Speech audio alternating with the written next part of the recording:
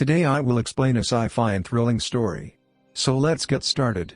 The year was 1928. On an exploration in the snowy Karakoram mountains of India, a mountaineer encounters a glowing orb of ice.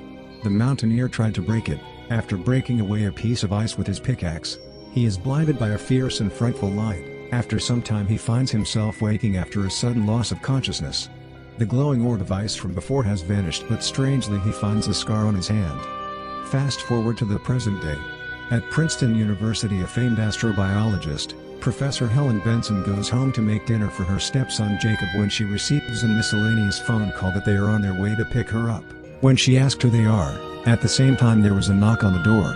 United States government police comes in front of her house and hastily tell her she is under federal protection and must leave with them immediately. They arrive at Ft.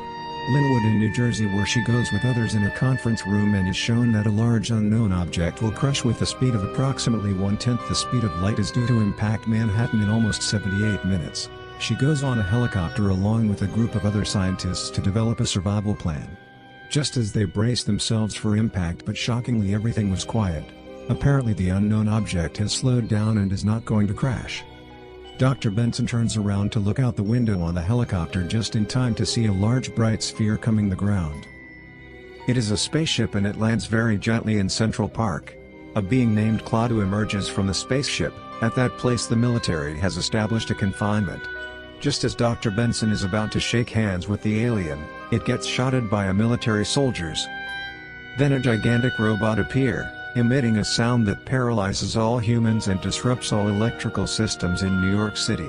Before the robot can take the being back, it is ordered to shut down by the being. The being is taken up by the military and rushed to the military hospital, where the doctors revive the dying being. A surgeon is brought in to remove the bullet. While he was remove the bullet, he notices that the being's outer layer is a jelly substance much like whale blubber, and it begins to fall off on its own.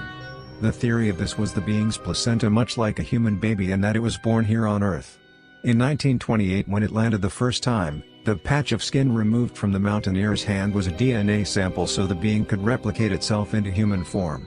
The being is directly put into an incubator while it grows. After some time we see a full-grown human inside the incubator. Once fully grown and awake, he begins to thrash around in the incubator, and the first person there to speak to him is Dr. Benson. While recovering, he is interviewed by United States Secretary of Defense Regina Jackson, Dr. Michael Granier and Dr. Benson. He introduces himself as Klaatu. He informs them that he is a representative of a group of alien races sent to talk to the world leaders. Jackson laughs at this and tells him that she is the nearest he is going to get to their president and to just tell her what he wants. Klaatu don't trust her word and he refuses, so she orders others to send Klaatu to a secure location and be drugged and interrogated. Dr. Benson volunteers to do the honors of drugging him, but instead injects him with a solution of saline while whispering to him, "Run."